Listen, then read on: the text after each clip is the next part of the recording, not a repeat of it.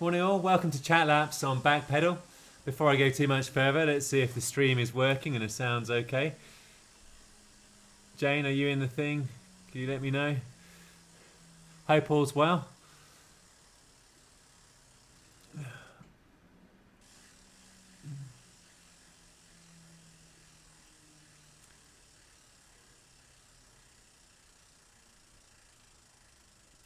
Morning Mick, hi Jane, Keith, Andy, very good morning to you all. Thank you very much for confirming the sound's okay. The level of relief is high. Hopefully there won't be the judder that I had on my stream yesterday. Morning Paul, how are you? Early ride. Yes, it is an early one. I mean, people are starting to have to go back to work. And not today actually, it's a bank holiday today in the UK. But we figured across parts of Europe and obviously Australia, America, people need to go back to work. Obviously America is a bit early, so we've got potentially an evening one again tomorrow and maybe the second day, but TBA on that. Thank you all for joining. This is very much a nice easy day. The idea is definitely chat laps. We've got some ideas for some topics of discussion during the chat laps. It's the kind of thing people do at Regent's Park, hence we selected London, having just thrown this together. A few topics of discussion, hopefully to make the kilometres fly by. I may do a few more than 40, but the idea of today is to keep the intensity very low, to spin out the legs nicely and to feel a little bit more refreshed ahead of the 80 kilometres and 90 kilometres on Tuesday and Wednesday. So very much hope people get a lot out of this, an opportunity to try spinning at a higher cadence or going at a slower cadence out the saddle, but just meant to feel good today. So really appreciate everybody joining in chat. Graham, thank you for joining. John de Groote, I think I've pronounced de Groote correctly. Chat here and in ZWIFT. John, I won't be able to probably type as much and chat as much and look at the live chat, but I'll try and do a bit of both. And I shall pose a few topics of discussion for people to either respond either in ZWIFT or on a live stream itself, whichever is your preference. So that's the idea. David, thank you very much for joining. Keith, nice racing you yesterday. Ryan, thank you for joining from Australia. Paul, Alex, good to have you on board. Paul Hamblett, thank you. Steve Pritchard, good to see you again. Andy, thank you very much for the stream, looking good. I appreciate that. The level of relief is high. Hi Ian, hope Ireland's beautiful today. Philip, good to have you on board. Wayne, thank you very much for joining. Mr. Bullet Bale, how are you, sir? Paul Elliott, good to see you. Hi Martin, thank you very much for joining. Ashley, very good morning to you. All good, yes, I got the pronunciation reasonably well. Louis, how are you? Very nice to see you, Louis. And Andy, thank you very much for joining. Dave, wow, I can't believe how many are joining. So really, really appreciate everybody coming together here. We've got 63 scheduled to take part in the ride. So that's super good. Hiya Dave, thank you very much for joining. Ads 0401, very good morning to you. That's a very military sounding name, but what's your real name? Ads? Steve, always from Australia. Very nice to have you on board in the afternoon here. Mr. Badger's Eyebrow, thank you very much for joining. I just make sure mine are not too unkept. Alison, very good morning to you as well. And aha, sorry, that was poor. That was casual. Aha! Hey Chris, how's it going? No longer with Mr. Partridge in the sign-off. No work today, indeed. All good. Daniel, very good to get beaten by you yesterday on Out the ZWIFT. 42 minutes, sir. Very, very impressive. That is some climb. You're not doing this meetup. You're doing one later. No, we won't have a later one today. Today is a kind of an easier day, but there'll be potentially a double day tomorrow, potentially a double day on Wednesday. We will confirm that. Silver Spoon. Yeah, I thought we invited you. Silver Spoon, but bear me a second. You can spawn on me, but bear me a second. If I go to my meetup, I saw you there, and I was thinking. I go to edit. So this is quite intricate for me. So I go to add J.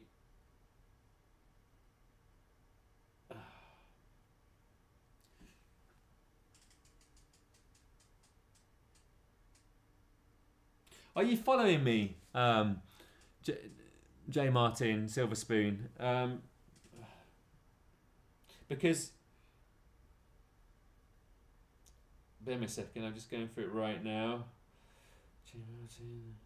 Because I couldn't find, because I saw you in my draft and I had a quick look. I thought I didn't recognise that from all the different invites, because I went through the invites about 6 times, sort of taking people. Because thank you very much for everybody who did self-select out. If you spawn on me, Silver Spoon, for whatever reason, you're not coming up as following me. I'm not quite sure what's going on here. I'm J. Martin. I'm going through all my J's. There's no J. Martin there, because I did have a look earlier. Ah, there we go. You're in there now. You've just, my apologies.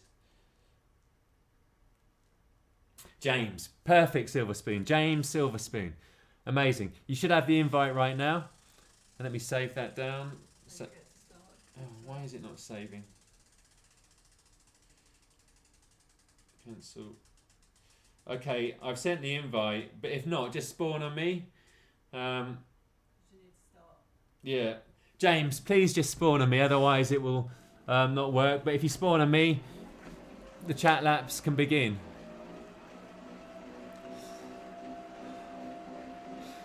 My sincere apologies. I don't like administrative errors like that, so hope all's good. So the idea today is to keep the watts nice and low, aiming for power in the kind of 150, that kind of range, maybe even a little bit lower. Trying to spin out the legs, get some blood and nutrients flowing through the muscles, and hopefully feel good ahead of more kilometres tomorrow. Now, in the Ed's live chat on the stream from yesterday evening, some people said it would be good fun to do the volcano badge for 25 laps around a volcano. So I'd be really interested to see what people think about that. If we could keep the pace down a tad just at the beginning, just to make sure that everybody jumps on. James, Silver Spoon James, needs to spawn on me and jump on. Are you with us, James? Let me know. It's like we're like trying to guide in James, bring James in to the bosom of the peloton, the virtual peloton. You've already done 99 kilometres today. Wow, Chris, that is proper impressive. And we're just coming onto the back of the main peloton. And I'd like, initially, in terms of the chat, yeah, it's going to be low power today. If people want to go off faster and form a faster group, that is, of course, absolutely fine. We're on a short course here. You may even lap us. But do whatever you want. But for the main group, it'd be nice just to keep the watts controlled in that 150 range. Maybe even a bit less in the bunch. So people can really just enjoy the movement of the pedals, the nice circular strokes. Hi Daniel, how are you? Good to see you. And you know, hopefully get a little bit of recovery in what is a very big week of intensity in terms of the kilometres. I don't know if that's the right, training stress, sorry. Yeah, Matthias, just spawn on me, Matthias. And yeah. Thanks, Chris. So glad you're enjoying the ride. That's good. So the first topic of conversation is an obvious one, and it's the not your New Year's resolution, i.e., what is your health and fitness objective for 2021? Mine is to build a bit more endurance on the bike and enjoy, hopefully, some of the climbing races, that kind of thing. Not climbing races, climbing events. And keep, of course, the waistline under control. But what's the not your resolution? Because a resolution, they get broken. An objective, now that's something to aim at, something to cherish. Lose 15 kilograms. Great objective, Dave. Slow and steady wins the race. Don't cut the calories too high too early. Don't go all in on massive amounts of exercise. Try and find a sustainable way just to edge down the calories. Gradually increase the exercise in terms of duration or intensity, and watch for progress on the scales. What you don't want to do is burn all your matches too quickly in terms of weight loss. It's a very gradual thing, and you'll find that relatively small adjustments to what you're eating, allied to consistent exercise, will make nice progress early doors. 6 watts a kilogram for 10 minutes. Very, very nice objective, John. And so what would your kind of 10-minute power now be? Yeah, Paul, thank you very much. We're really, really chuffed with all the support we're getting from everybody. We're really enjoying riding with you all. So, yeah, hugely appreciative of it. Get to mid to top C. Great objective, Kev. That is a great objective.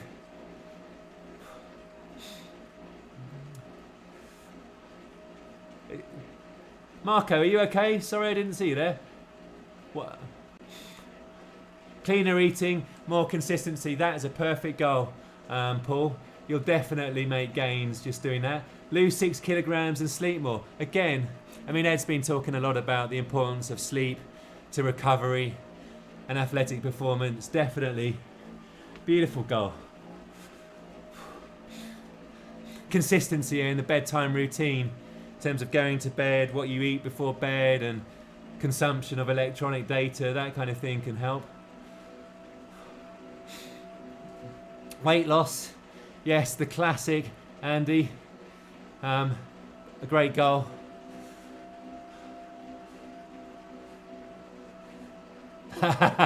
Martin, yeah, 3.5 watts a kilo. That's a good FTP objective. Yeah, I may know of somebody. To get strong like a bull. To get strong like bull, bear and tiger. I've not heard that phrase, Graham. That's nice. So you're going to do some gym work as well. Definitely the gym work helps with the strength. A 1 minute PB. Nice one, Marco. Hi, Danny. Good morning to you. Competitive Cat B rider. Lovely idea. Yeah, I mean, Gavin, that's competitive Cat B. Proper difficult. I mean, I got beaten by a couple of Cat Bs yesterday on the Alp. 5 watts a kilogram for 10 minutes. Wowee. So yeah, definitely an achievable but very stretching objective. So yeah, that's a nice goal. FTP, 6 watts a kilogram. Oh, okay, your FTP is 5 watts a kilogram. So 6 watts a kilogram for 10 minutes. That's still a big, that'd be super impressive. Stave, yeah, Badger. Yeah, I am also of the staving off of the aging process mindset. Sometimes it's kind of, just maintaining, whether it's muscle, fitness, body composition, that can be a big win.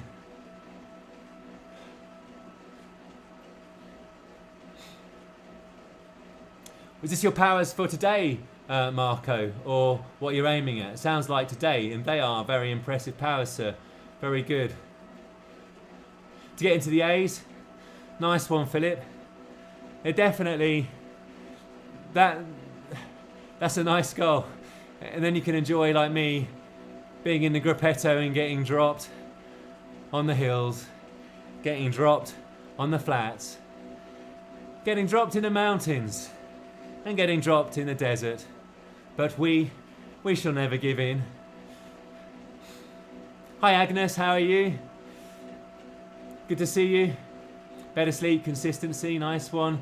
Marco, to win a ZWIFT race, Rodri. That remains my objective. 2 years on, I need to improve my sprint a bit for that. I think to have a chance on something like, I don't know, a crit race.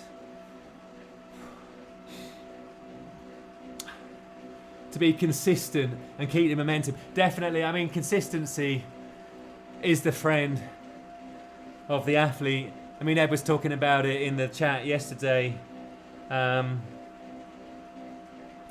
He was talking about some of the athletes he rode with, whether it was JLT, ZWIFT Carbon, etc.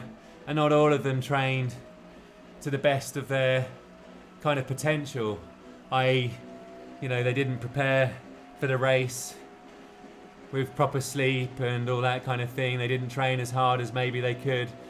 They weren't as consistent. And when you look at some of those with talent that do really well, the consistency is critical. Wait a second, just going to quickly ask if the pace is okay.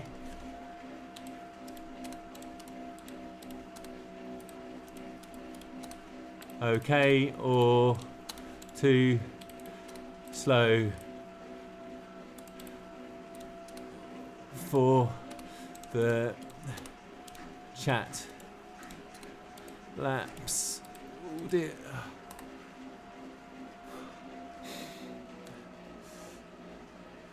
Yeah, spawn on to me, Joshua.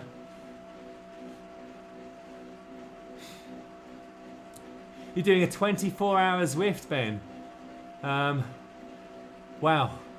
9th of January. Well, that sounds incredible. Ahead of a half Ironman. Incredible goals. Yeah, definitely that's going to help with the fitness there. Very impressive. Remember to enjoy it more. Very nice. Do you know what, Andy? I often am guilty of not living in the moment enough and not enjoying the little steps of progression, in different areas of life. But enjoying the moment, that is important. Let me just turn this fan down. Sorry, I put a slightly quieter one on. I'll come back to my goals in a minute. Graham, you like this pace, do you? Yeah, this is a nice. This is the idea. It is.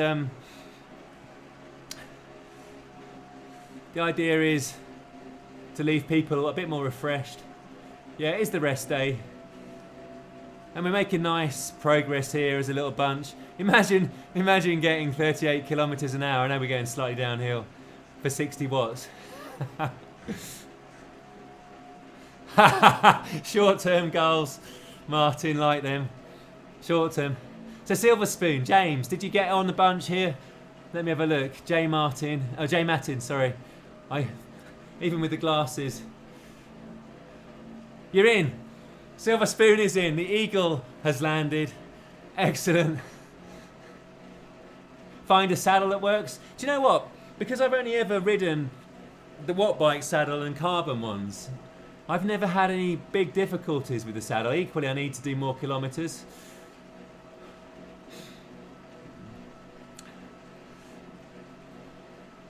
Yeah, the virtual community is so lovely, and that's why Ed and Scott came up with the idea of Backpedal, to kind of bring everybody together for, whether it's discussions, longer form content, that kind of thing, or just general ideas. Like the idea, I don't know, it'd be interesting to have people's thoughts on, do we hit the volcano circuit for 25 laps to get the badge for people on either the Tuesday or the Wednesday? That was quite interesting. Definitely, as somebody has done, I think as many as 50 laps around the inner circle of Regent's Park in one go for a training. I think it was more like 70 actually for Ed's Epic Tempo 2. I am the NASCAR rider, so therefore 25 laps of the volcano is fitting. How do you pee on the bike in Zwift? Into your bib shorts. Nice warm feeling. Nice warm feeling. Boom, boom, Martin. Hit the room like that. Volcano 25 is good, says Mick. Yeah, Joshua's liking the 25 on the Volcano. A Backpedal racing team. Yeah, you can put you can change, you know, the little block, the little, there was a black, you can go in and with Zwift Power, you can select the Backpedal, kind of white, with Backpedal written on it, racing team icon. The Backpedal team is not kind of racing in events like WTRL, this kind of thing. But, I mean, definitely, if people want to form a team to take part in events, that would be cool.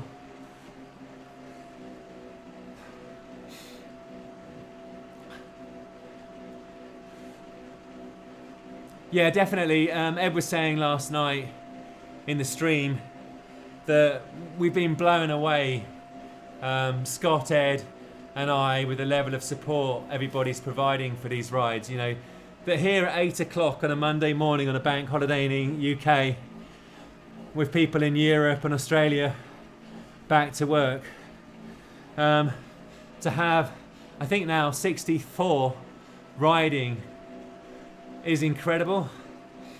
And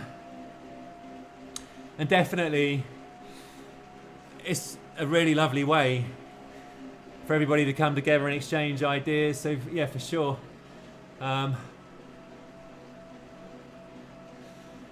Yeah, so not sure why. I mean, I'm trying to keep the pace nice and slow, Ed. I think, not sure what it is about my ride leadership versus yours, which stayed together on a very hilly route yesterday morning. I think it's inexperience, but I haven't gone much over 150 watts. You wore 2 chamois. What, did you have a change for the chamois, Justin?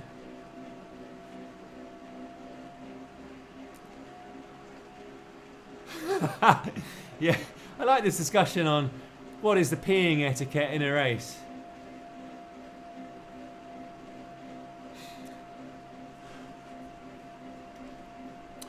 Let me just oh,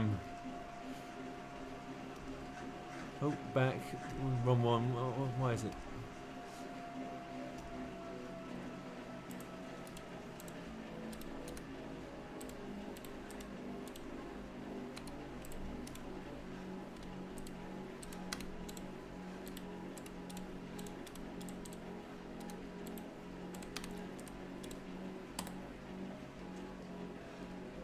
There we go.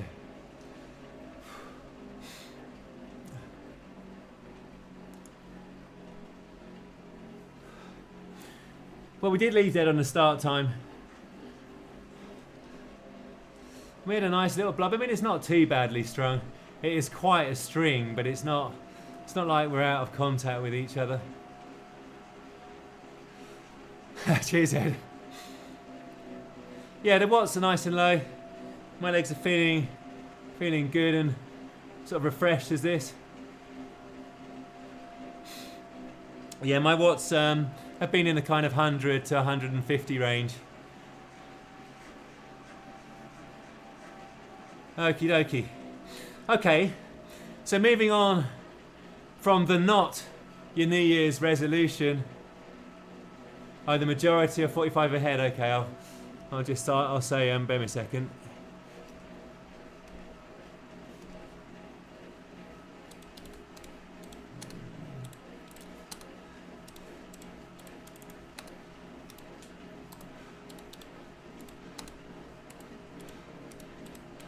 There we go.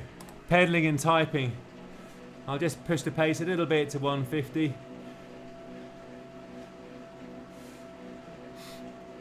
So having had the not your New Year's resolution, I would be interested to understand in terms of Christmas decorations, do people have a champion light string out there? That string of fairy lights has lasted more than a decade. Most families have a champion string of fairy lights. But I've been interested to understand, what is the oldest fairy lights out there?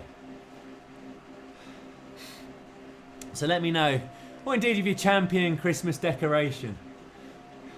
The one that's always on the tree and has been for decades, passed down from generation to generation.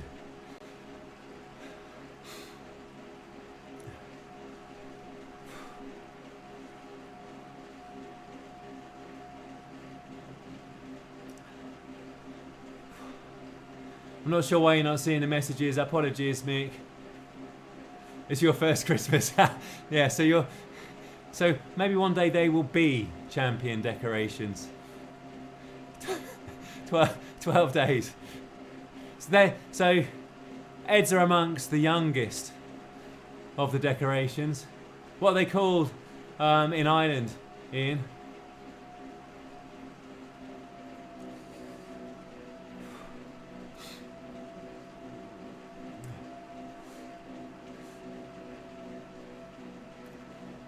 Come on, let's have some champion Christmas decorations. Scott, you're a hoarder. Scott, you're a big hoarder. You must have some very long-standing Christmas decorations in the lineup there. Phil Rich, 4 sets of lights on a 6-foot tree. Okay, yeah, so you're a big tree family. I wasn't. My mum was an artificial tree, and it was quite small. At least one set that didn't work, and the game of testing each bulb individually. But was one of those sets of lights more reliable and has stood the test of time? Keith has got a champion set. So what is the estimated age? If you had to carbon date them, what's the estimated age? Tangled mess? Well, obviously they've got to be tangled when they come out of the box. A fluffy pink star. Nice, Joshua. A fluffy pink star. How old? Estimated age. Liking this.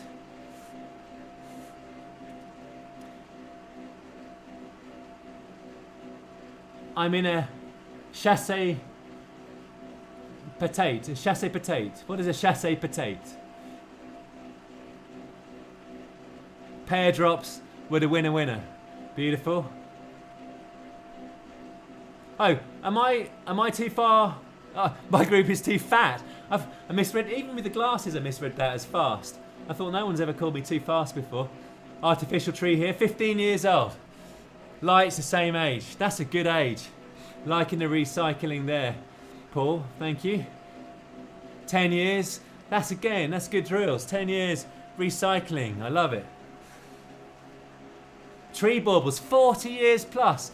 We have the lead at the moment, 40 years. Scott, 1983.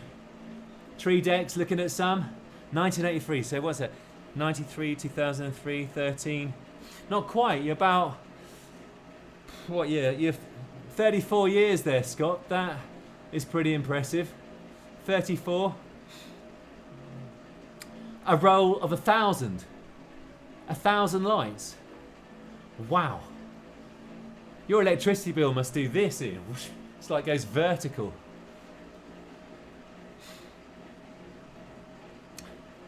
Shortest lived decoration, yeah. The Cadbury tree, the Cadbury chocolates.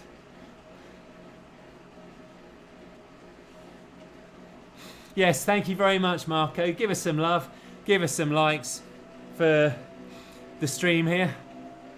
We really appreciate it. Potato chase. What's that, Andy? Paul's magnet.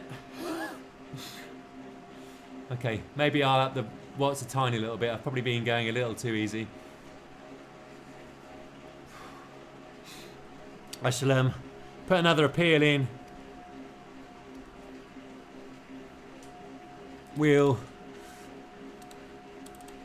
do 150 watts to catch up. All right, let's get the watts to 150. 37, my apologies, Scott. You're right, yeah, I got my maths wrong. Cat versus tree issues. Yeah, we used to have cats. Cats love nothing more than a Christmas tree. Popping away at the baubles, pulling down other bits and bobs off of it. And indeed, we had a very light cat that once climbed it.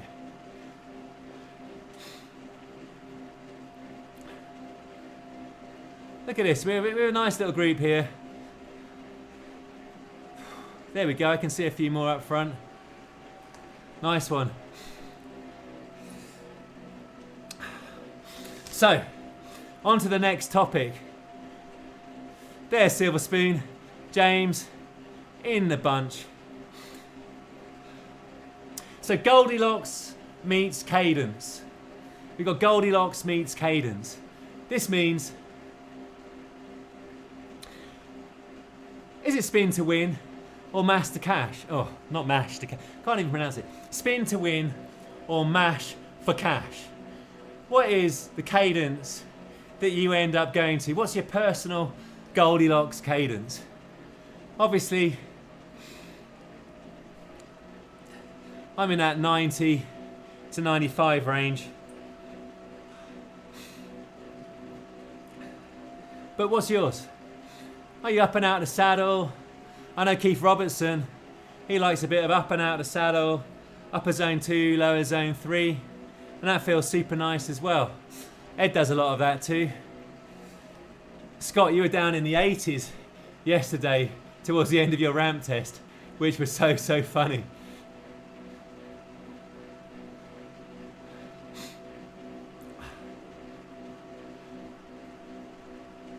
Sorry, Ed. I'm asking other people what their cadence is, Ed. Their Goldilocks cadence. There we go, coming in. 75 to 78. Yeah, Badger, you've said that in the comments before. 75 to 78. That's where you settle at, that's where you feel good at. That is Goldilocks. Just right. 100. Ian's a high cadence. Yeah, Graham. Oh, you're kind of straddling both camps there, Graham. 85 to 95. I think that's a very civilised pace. In the 80s for Phil Laws. Mick, 87 to 88. Jason, 90. Ed, yes, there is a different cadence for a different occasion. I know, Ed. Pulling your chain. Ian, 90. Nice. Higher when you go harder, Andy. Like that. 85 to 90 from Scott. You like the lower cadence, but you're starting to go a bit higher. Okay. Be interested to know what made you change your mind there, Matthias. Alison, 80. Wow. That's, yeah, definitely good strength for the 80. Nice one, Alison. John de Groot. John de Groot, 85 to 90. And then you drop, okay, varying it. Okay, Ed would probably approve of that. You don't become a one-trick pony. 78 at 100 kilometers. Wow. Yeah, so definitely, Lee, you know, that's where your Goldilocks is. You definitely find your Goldilocks over 100. I often find, actually, joking aside, that my cadence might start at 95 to 100, but on the longer rides outdoors and in, it kind of settles at 88 to about 92, that kind of range. 50 to 100. Definitely, Keith. You're a man after Ed Laverak's own heart. Matt, 87. Yeah, that's a very precise number. I'm liking the 87. Phil Swift as well. Phil, 87, 98. The increasing precision is good. 68 on the climbs. Yeah, I mean, I would come out about there, out the saddle on the climbs, Alison, too. You did most of the outstanding at 50. Respect, sir. That is impressive. Yeah, let the body decide. I think that's generally what happens over the longer race or longer ride. Paul, 75 to 105, yeah, man after Ed's own heart. Yeah, I'm sure you are correct on that. Lots of people seem to be doing very much the same, Ed. Mid-80s for Paul. Okay, this has been interesting. So, actually, looking, where people have said they have a Goldilocks, the majority, as it happens, have come out in the 80s. It's not like it was in the 80s. The 80s. Love that. Yeah, I've got some high cadence, low cadence drills from Ed to kind of get better at having the full armory. I've probably got a bit too addicted to the high cadence is key. It definitely brings the heart rate up.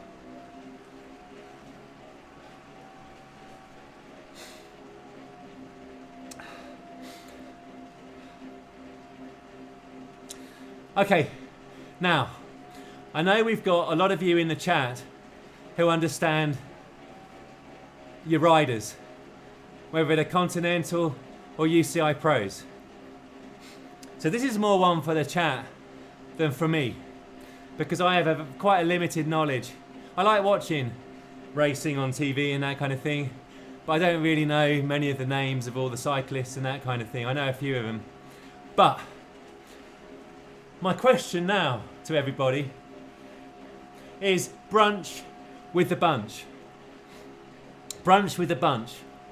If you were to have brunch with two other members of the bunch, who would they be? And then we can develop that. So what would you ask them? And they don't have to be the best known, the fastest, that kind of thing. They could be the ones that intrigue you. And obviously for me, it's a no-brainer. I would have Thomas de Gent and Mr. Victor Campenaerts. And Ed has already had the pleasure of providing guidance and advice to the legend that is. Brunch? What is it, brunch? You know what a brunch is. And by the way, it's a big thing in America. For all socio-economic demographic profiles. Patini and Boonen. Wow. Nice in, straight in there, like that, yeah. Legends. Andy, Thomas Volker and Lance. Like that. Someone controversial in there. And Thomas Volker. I don't know anything about Thomas Volker, but yeah, the Lance thing, that sounds good. It can be a nice bun with the brunch, indeed, Jane. Matt Stevens and Bradley Wiggins. Yeah, that would be a fun one. That would be properly fun.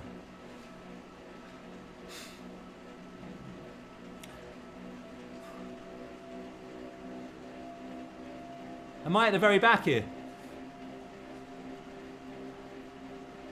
The Lantern Rouge from the tour every year. That is nice, Ed, because the Lantern Rouge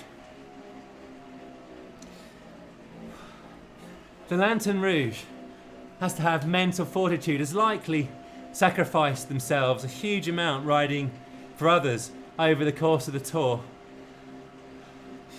Yeah, definitely. What does it take when there's no glory and you just got to kind of cruise around, not cruise around, work your arse off for others and accept last place? Sorry.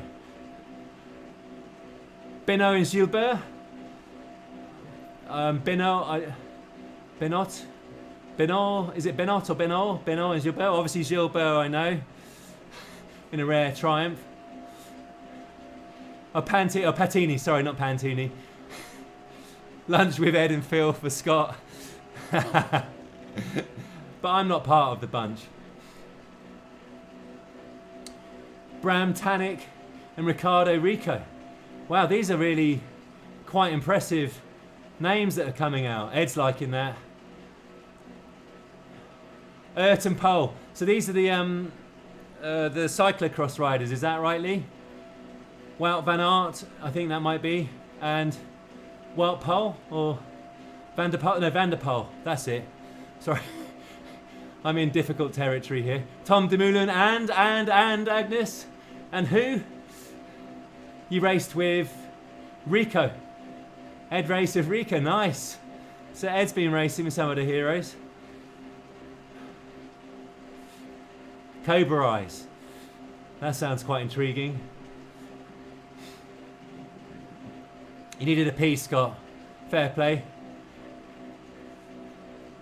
Rebellion. 45 years old and still a pro. I can respect that.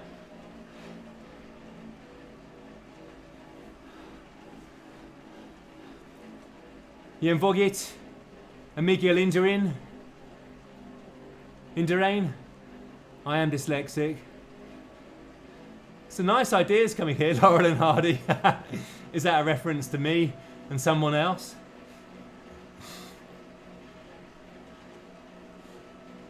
Vivani and Gino Bartali. Ah, so you're an aficionado of all things Italian, Mr. Eyebrow. Also, there's a bit of stress between some of the riders, it would seem. Cobra Eyes threatening to punch each other. That's an interesting one, Keith. Lucy Charles Barkley and Lionel Sanders. Very of what we're doing. We go to grow some shocking sideburns. Yes, some beauties. Some beauties, yeah, definitely. We go to grow some beauties. John Herity and Paul Sherwin. That's a nice sounding brunch. Tell us about that a bit more. You raced together, nice. You raced with them, I believe. Is that right, Ed? Or was Paul Herity your race director? My apologies. I'm not the best on the names of all of these people that are so integral and important to the cycling world. Robert Giesink and Laurentin, Dan Burke,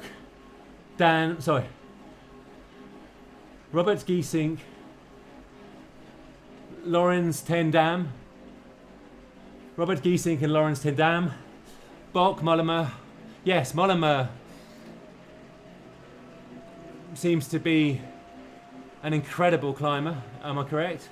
But a barbecue, but you can have, yeah, brunch is lunch and breakfast combined. You can have a barbecue. You ask an Australian. You just need the weather. Yeah, you might be into Try by the end of it, or maybe even Ironman, Keith. Nicole Cook for the dirt. Andy, are you a journalist? I like that. Getting the scoop. Beautiful. Yes, me too, Martin. Tier 4, brunch with anybody. I know,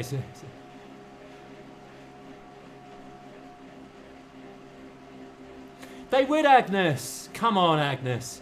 You would regale them with all kinds of knowledge and experience that they would not possibly be privy to. Yes, that was it. Herity was at JLT. I'm correct, I think. Rode the Tour, my word. Top 25 in the Olympics. And Sherwin was the commentary legend before Miller. There we go.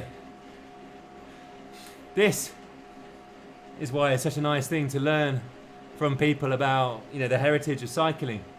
So we go, heritage, 25 years in the top 25 in the Olympics, riding the Tour, and he was manager of JLT, Condor. Sagan, to keep it current, yeah. I'm sure he would be entertaining. Sean Kelly and Marco Patani, sorry. Barbecue. You can't swim. Yeah, that is a minor impediment to the triathlon. But maybe you can do what Billy Bale is doing and get someone to do the swimming for you. Maybe at the brunch, that's what you could arrange. What was he in there, halfway?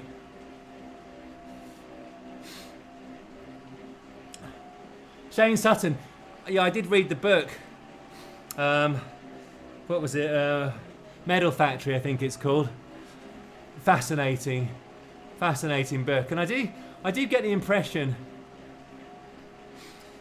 that Shane Sutton copped a lot of negative press towards the very end. But actually, what British cycling was trying to do was raise the bar and win medals. And what was required wasn't the light touch. And I think people signed up to that.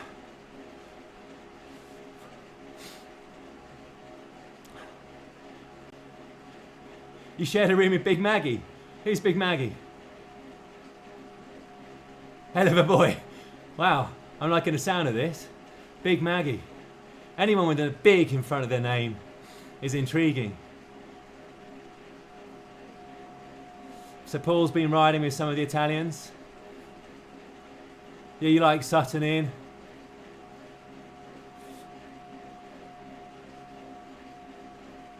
Charlie Wegelius, I've read his book, The Domestique. I found it fascinating. If ever I was a talented cyclist, I don't have the winning mentality. I am better working at the instruction of others. If I was a very, very, very good cyclist, I think I would have been a domestique. Maybe not even a super domestique. But if I was And Charlie Wegelius' book, he makes the point that the domestique is obviously a very, very critical part of the team, and the best domestiques are hugely sought after. He says that they are hired assassins, obviously to work on behalf of their GC. But it was very interesting getting into the mindset. Yeah, Ed, I thought it's one of my favourite books. I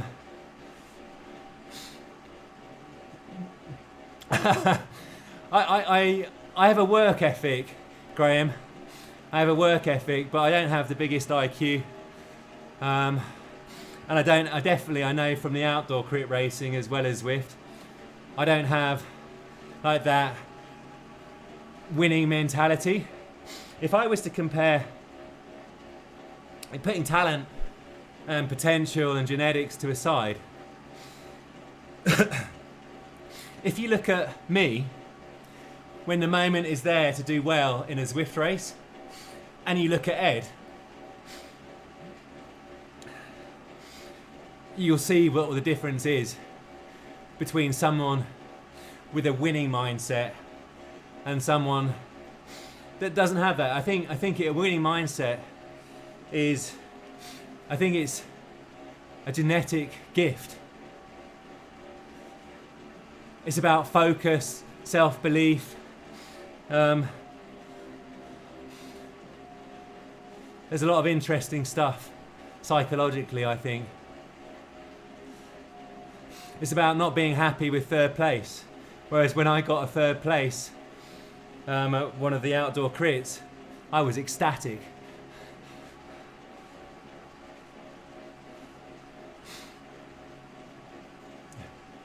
A clinical mentality. That's interesting, Ed. So it's like, I've done all the training, I've done all the nutrition, I've slept well, I've prepared well. Not all of your colleagues by the sound of it, but say for yourself. Everything has been as good as it can be in the build-up. It is now execution. Chris Hoy talked a lot about that in his book, his autobiography. Yeah, you have to have the engine. No, but I don't do myself a disservice. I have many talents, and the work ethic and the graft and all that kind of stuff is one of them. But the winning mentality isn't. I will yield. And I learned that again in the crits outside. I will always yield. Anyway, enough about me. So that was very interesting. The Piddocks future racing career, Chris. I don't know enough about the Piddocks.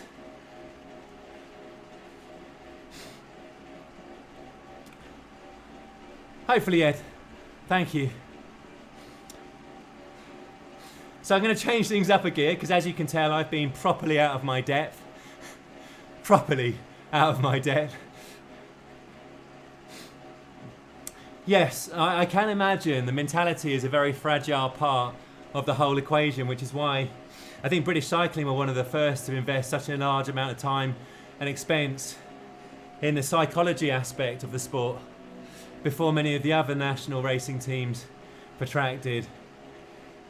Because at times, different athletes definitely had big dips in form and the confidence that came as a result of that. I don't know what. Faster is a good book. Faster, maybe that was the one I read. No, mine was The Medal Factory, I'm sure. But yeah, I would look at Faster by Dr. Hutch. Okay, no, I haven't read Faster, no. That does sound very interesting. The Chimp book. Scott, what's the Chimp book? Is it like, it's about basic instincts that we humans have that mirror the chimp paradox, I think it's called, or something like that. Chimp paradox, that's it. Okay, I knew I'd kind of got a rough grasp.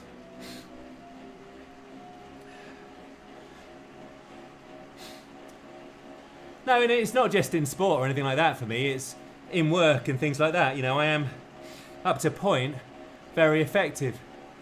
But I don't have the killer instinct that others sometimes have. Oh, I'm dropping off the back here. 1 second, that's my fault.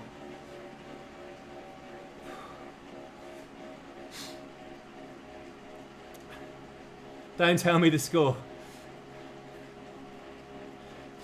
On the BBC. Is that like a podcast, Mark? The chimp on your shoulder, is that a chimp? Yeah.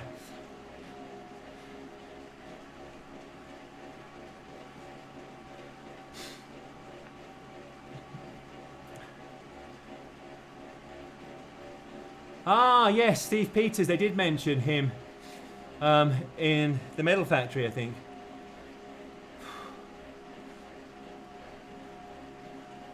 Snooker. Ronnie O'Sullivan, yes. He's made one hell of a comeback, hasn't he? There's been a lot of adversity in his life as well.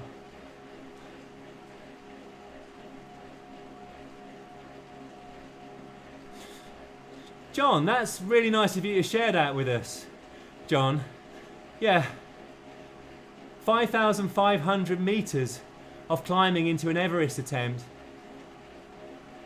And you said, actually, I need to want this more to do the other 3. Hi Simon, thank you very much for joining. How are you?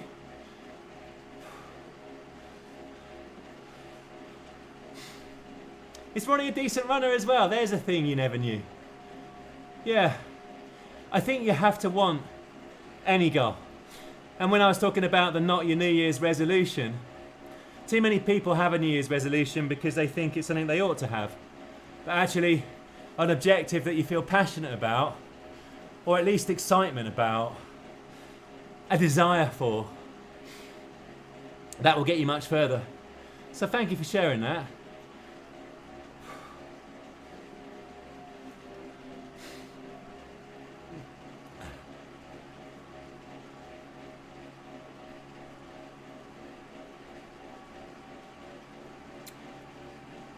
Oh, Agnes, that sounds like a really, really interesting video to watch or a film to watch. The movie star one was quite interesting. Tom Dumoulin, it'd be lovely for him to have a really good season. Oh, thank you for sharing that as well, Ed. There's something that I don't think many of us knew. And sure, that definitely means, and I know that you know, obviously you've often demurred. When people have said, when's your Everest last year, you didn't kind of instantly go for it. And this year it sounds like you might be more fired up for it. That's super interesting.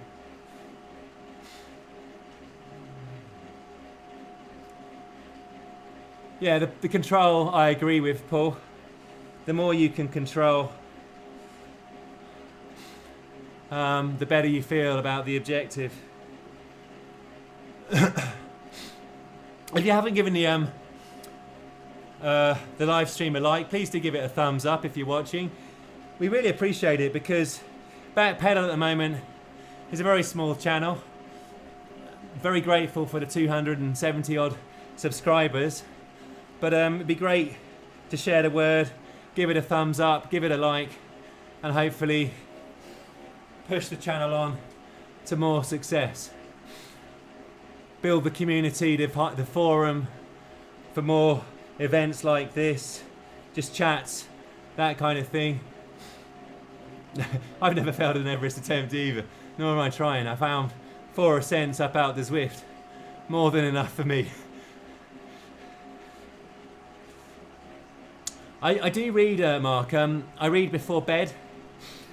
I've been reading a lot of cycling books, but actually, more recently, I've been reading A Brief History of Time by Stephen Hawking, and I'm struggling with it. In all honesty, I found it quite a difficult read, but I loved Bill Bryson's A Brief History of Nearly Everything. I find 10 minutes just before I go to sleep helps shut the mind down. But Jane is a big podcaster, often recommending them, but I just literally haven't had time the last 4 months to kind of fit everything in. What's your favoured podcast, Mark? Jordan Peterson. Yeah, a bit of light time bed reading. Yeah.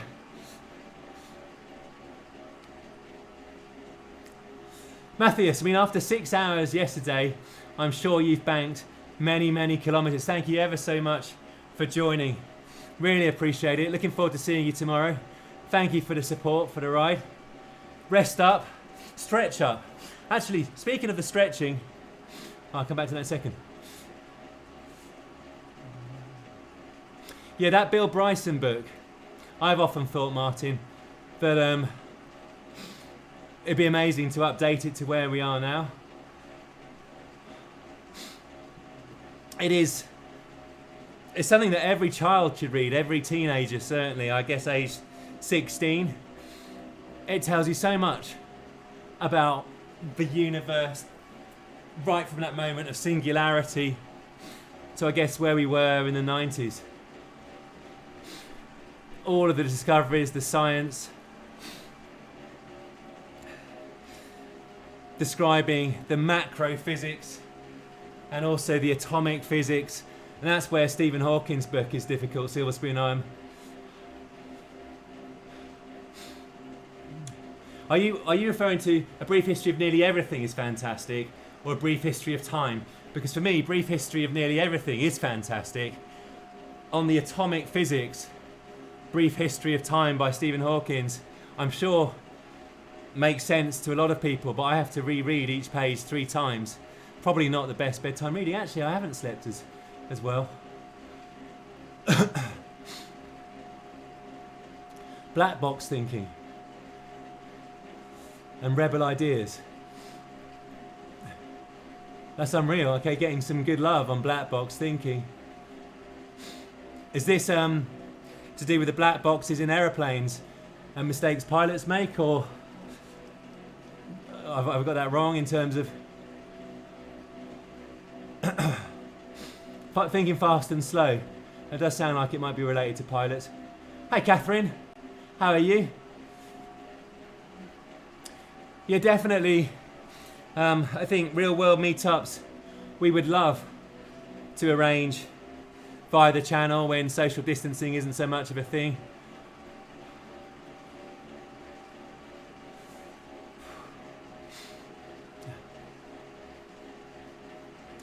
Thinking fast and slow.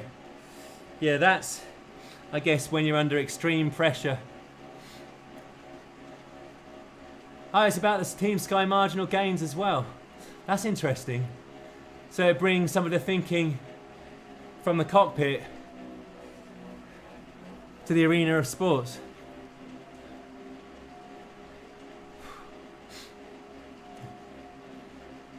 Yeah, so Catherine, definitely, it's one of the things that is on the agenda.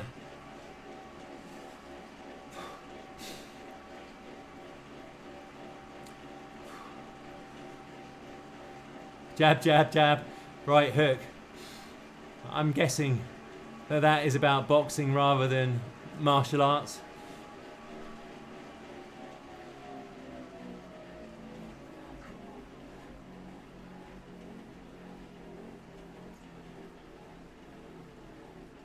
Wow, Gus, let me just... Only place where I heard black box thinking is when you have a relation between X and Y, but leave out the reason why it is related. So you've got a backward solve, right? It's algebra. Is that not?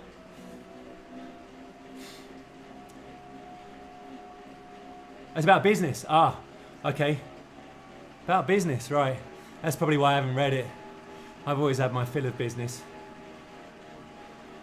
Indeed. A bullet star wahoo. Back to you, Catherine. Oh, I see how they improve from their near misses and failures. Yes.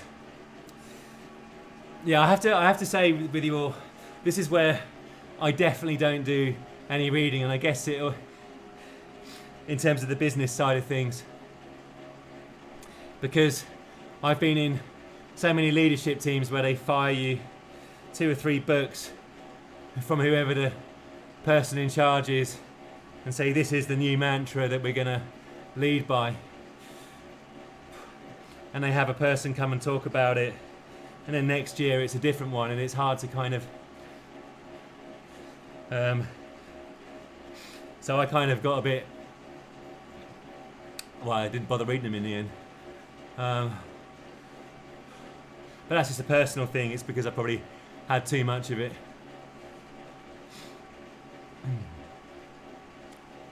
Put something in, something comes out. Ah, okay, that's very interesting, Nick. That's a bit like a neural network, because in terms of artificial intelligence, people like machine artificial intelligence, programmable, because humans set the coding to create the artificial intelligence. But with a neural network, I don't know how it works, but the network learns from experience. You just feed it vast amounts of data and it comes out with the learning. The trouble with a neural network is exactly to your point. The answer comes out, but we don't know why or what. We don't know why, and we can't control it. And therefore there is a bit of a kind of a moral sort of, how good are these things?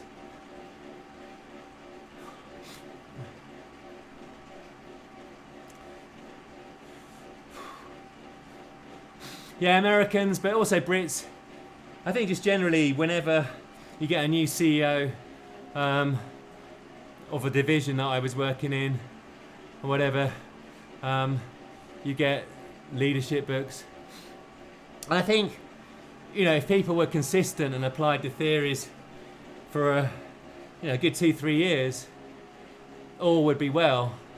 But it's the lack, again, it comes back to the fitness, it's a lack of consistency. I think once you've made your path, stick with it for a while and then make adjustments. It was the continual new year, new leadership theory that used to... The YouTube algorithm is out of control. I think many of us would agree with that. So Scott, where are you, Scott? If you didn't see it yesterday, check out ComHunt TV, the ramp test. Scott's coming back from injury.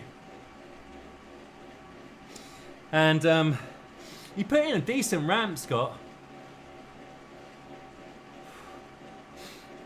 But check it out. How are your legs, Scott? Whereabouts are you here? I've lost track of where everybody is, to be honest.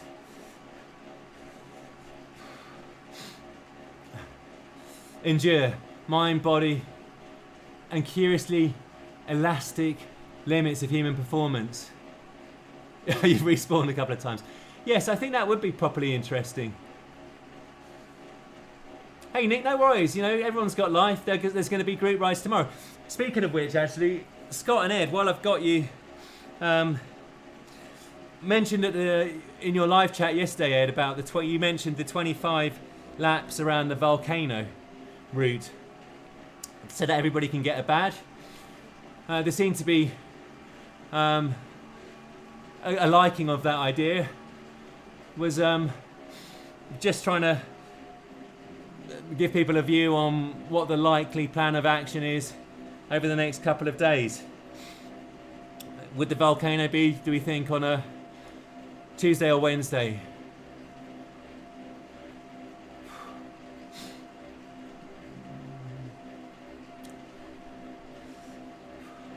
Yes, and he stuck to his principles and gradually refined, hasn't he, Martin?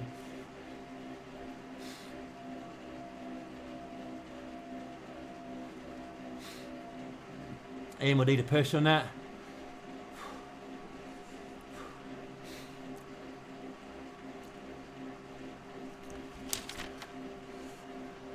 Let me just do a note.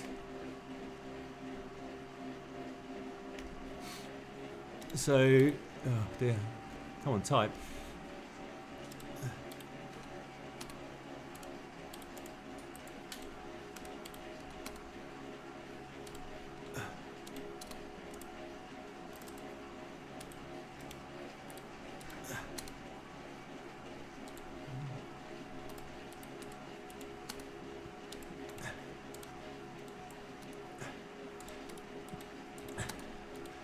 Ooh.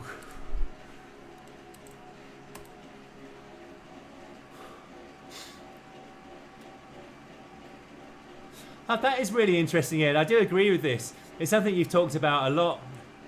That you sometimes, psychologically, you feel a little bit tired in the morning when you wake up, or I think to your point about the Tour de Stations, you didn't have the best night's sleep. But actually, the trust in the training, but also the recovery that's been had in the days before, means you just get up, and to your point earlier, you execute, and you do well. But there's more to it by the sound of it. That's very interesting indeed. Yes, he did have absolutely overwhelming resources compared to the other teams, but deployed them, well, obviously to very good effect. Yeah, I think that would be, I think people would like that. It would be a good stream.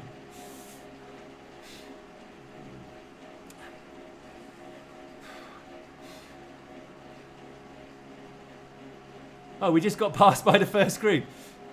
Didn't even notice that. Wow, that's funny. Wait a second. That.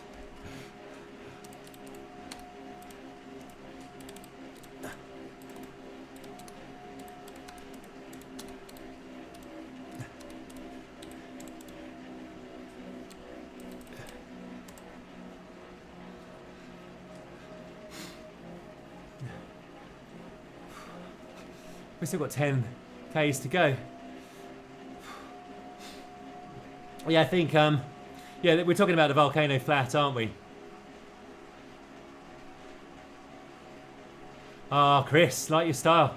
Then a blast up the KOM. We'll see, because remember, there's still the 90 kilometres to go the following day for many of us, including me. But like it, I mean, definitely. Yeah, there is a 30-second effort every so often, but I think Ed kept the group together with precision yesterday morning on a slightly bigger, well, quite a lot bigger climb on the reverse KOM in Watopia.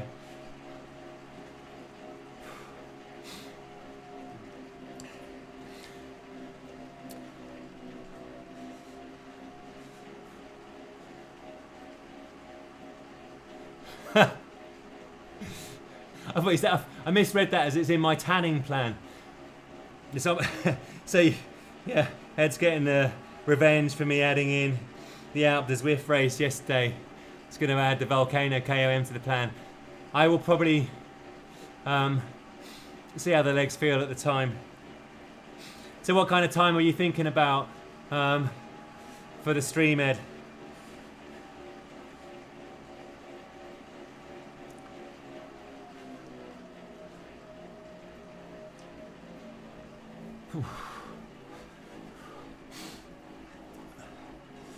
Yeah, I don't believe it is as steep as this in real life, this little bit here. Maybe I'm wrong. Yeah, I've got work tomorrow. But yeah, no, I'll fit it in. But not 5:30 a.m.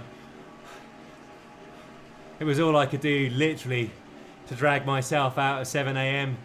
this morning to look at the declines and acceptances on the group ride.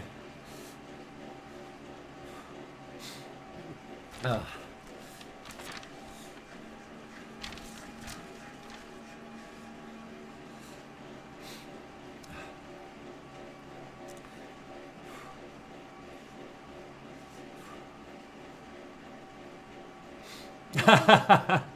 No, do you know what? I don't know what it is. And you'll probably know better than I, but this is today my 7th consecutive day of riding, and it is an easier day, obviously. But my legs felt as good as they felt in a long time ahead of yesterday, and they felt fairly nice today. I'm just I am tireder, as you know, as in physically a bit tireder, and I was yesterday. But the legs feel nice and supple.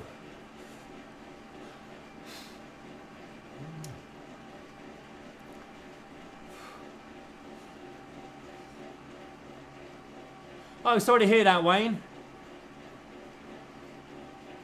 I hope your trainer's okay. And it's just a glitch, as it were.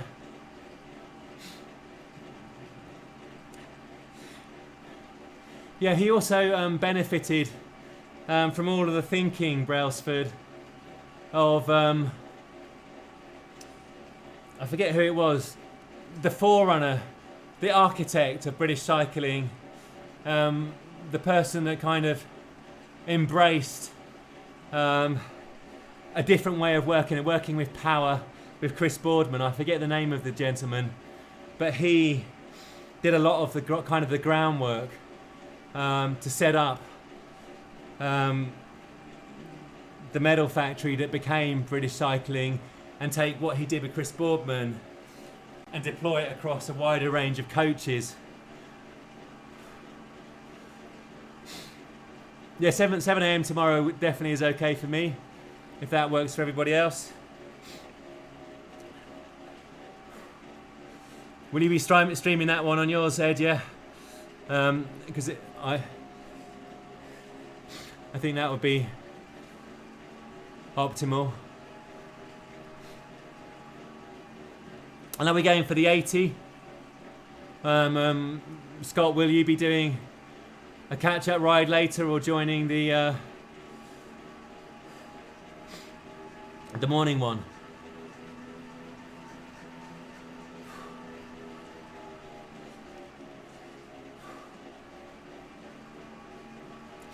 I've got to say, my legs do feel beautifully spun out now.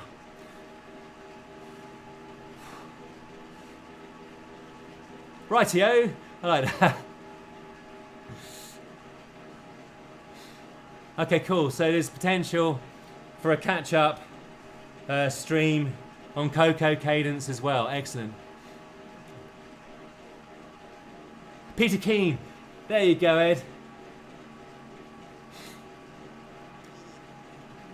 Peter Keane. I knew you would have the name. Yes, he was low-key, and he actually hired Dave Brailsford to be the procurement director for British Cycling, because Dave was a very kind of entrepreneurial businessman, and being kind of selling bikes and spare parts to the various different bike shops around the country. He wanted to be a pro racer, but for whatever reason it didn't quite pan out for him. And he was quite well known, and he was the guy that I think Peter Keane hired to get hold of the best kit. So the lottery money was there under Peter Keane's tenure, and again at a much more generous level than many other national federations. And Dave Brailsford was initially hired to go and get the very best in terms of clothing and bikes for the athletes. And from there, I think he became a very trusted lieutenant of Keane and then took over. Hey Lee, yeah, nice one. Good to be outdoors, sir. Oh. Sorry, I just got a quick message. Give me 1 second.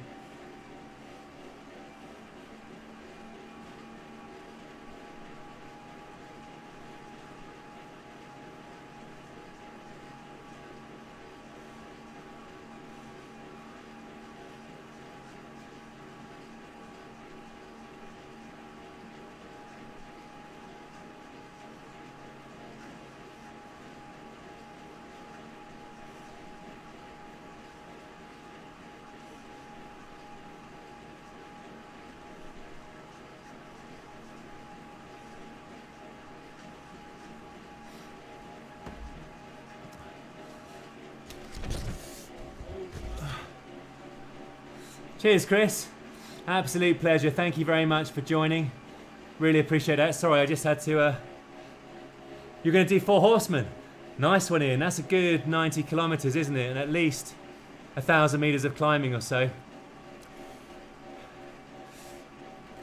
I think Gavin said goodbye just a second ago. Let me just say goodbye.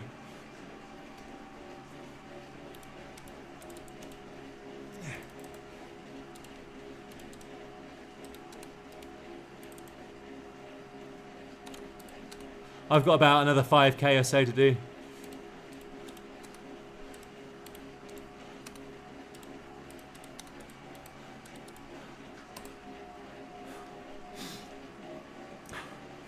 Really pleased that the time flew by. It was real fun chatting, really good fun. And thank you for putting up with some of the more inane questions about Christmas decorations. But yeah, definitely there's a real huge depth of knowledge out there to tap into. Huge depth of knowledge. I'm way out of my depth. Cheers, Ed. See you tomorrow, 7 a.m. on Ed's channel.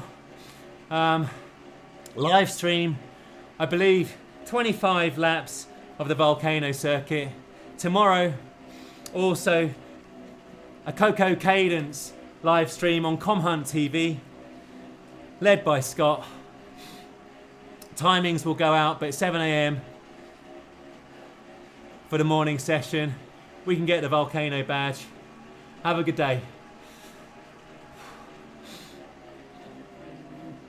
It's been emotional. Indeed. Yeah, I think it will get emotional the next couple of days, Paul. I think it will get emotional. So I'm going to get to 45 kilometers, and I think that gets me back on schedule. Sorry? Say what? Oh yes, stretching. Go and check out the video Ed put out in relation to stretching. You've got Charlie, a professional physiotherapist, demonstrating where he is tight and the moves you need to do to see where you're tight, and a few moves to show what you need to do to gradually improve flexibility. Oddly enough, I've got some stretching coming out in a video shortly, but nothing like that. This is a trained physiotherapist, professional, subject matter expert, demonstrating how you find where you're weak and some of the moves that you can do to ease yourself up. And Charlie is 100% correct, as is Ed, of course, that flexibility is integral to athletic performance, but just general health and injury prevention. It's going to be one of those pieces of content that not a lot of people watch relative to how many normally watch. But flexibility is something that I've always focused on because I've got a mum and sister who do a lot of yoga. But all I do is 2 stretches. And it is irony that I demonstrate that in my next video. But Charlie is demonstrating like professionally. And this is the kind of thing that you have to pay a huge amount of money for normally to have a physiotherapist, or you have to be injured. But you look at that video there, and you're going to get tips as to how you can sustain a position, maybe a bit more aero, or a longer sportive or haute route, that kind of thing, where your hips are in a slightly unnatural position, your back will kind of feel it a bit more. This is a prime piece of content, and it's a piece of content that I actually feel quite passionately about, because often when you put a more technical piece of content out there that isn't kind of like 500 watts or for Ed 7 watts a kilogram, it doesn't get the love it ought to, because it's, and I say ought to because it is part of the equation. It's not a kind of, I can do without the flexibility. And Ed is demonstrating that after, 4 or 5 weeks off the bike, his flexibility needs improvement. And so actually, seeing how Charlie demonstrates it correctly, rather than me just stretching down and kind of wibbling around, and seeing a few of the moves that Charlie is suggesting to ease up the muscles without injuring the muscles, because you don't want to pull a muscle in a stretch, it's fascinating content. And I think, along with sleep and nutrition and training, flexibility is something I've always prized. I always learned this from the strength work. If you're not flexible, and Scott will say this, the first thing we did in the gym when we were going to do a deadlift session in the summer, I tried to get Scott just to open up the hips a little bit more, that kind of thing. Exactly, measurable moves, and definitely, I think measurable progression in stretching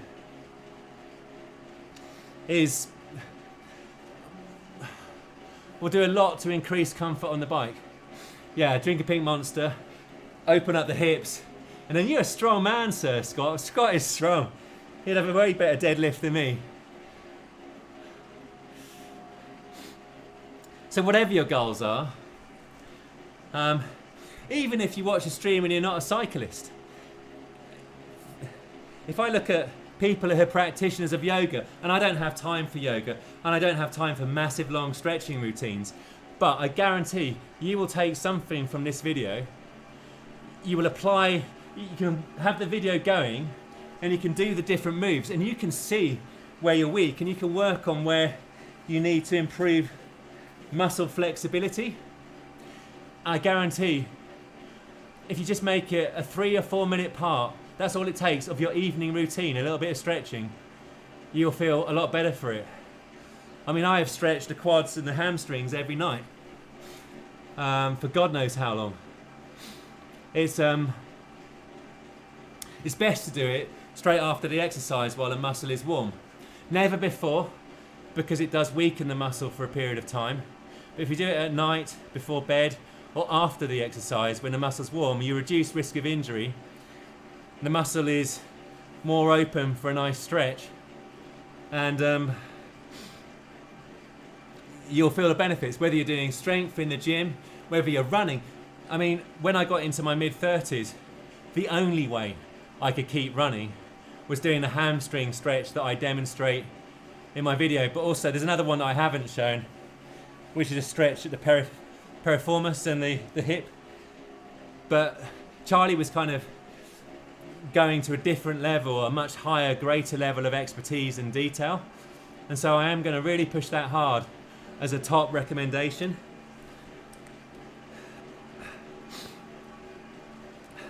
Because the more likes you get, and the more like Ed and Charlie get from that kind of content, the more kind of compelling it becomes to make more. And it's this kind of detailed insight over and above what intervals, how long you should train for, training stress, all that kind of stuff. It's this detailed insight that gives you a little window into Ed's approach to 2021, leaving no stone unturned. And the stretching flexibility stone is not a small stone. It is a whacking great big rock that, if neglected, will lead to injury. Anyway, enough of that. I liked Charlie, I know you're not watching this, I think you're at work today. No, you're not at work today, sorry. But Charlie, respect. And Ed, nice one for putting that out. No. I've shown the 2 stretches that I do. I have a third. And it's just by coincidence in my video this evening. The Stretching with Charlie series will help identify exactly where you're weak and how to improve. That was on one of my top topics to discuss today, but we got kind of down a rabbit hole. Not a rabbit hole, it was a very pleasurable rabbit hole. On all the books and the cycling and all this kind of thing. Anyway, we can maybe elaborate more on Ed's live stream tomorrow regarding the stretching, because people can check it out and they can figure out where they're weak. Yeah. So yeah, bookmark, reconvene tomorrow.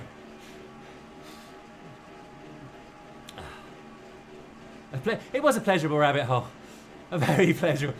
I mean, when people are talking about some of the names of the cyclists, I don't have that depth of kind of 20 years of following a sport that some of you have, or more. Anyway, we're at 45 kilometers. I'll get to 6th, but really appreciate everybody joining. At Backpedal, Scott, Ed, myself, super grateful for the community that's building. Really excited about where to take that into 2021 and beyond. Ideas are hugely welcome. Group ride tomorrow, 7 AM, 25 laps at the volcano. Coco Cadence with Scott for those that would prefer to train a little bit later in the day on ComHunt TV. The volcano tomorrow in the morning on Ed's channel. ComHunt TV for Coco Cadence. And then instructions for the next little bit will be put out over the course of tomorrow. In the meantime, whoever you... Actually, I've got to say goodbye to the people in the thingy. I think I already did, but...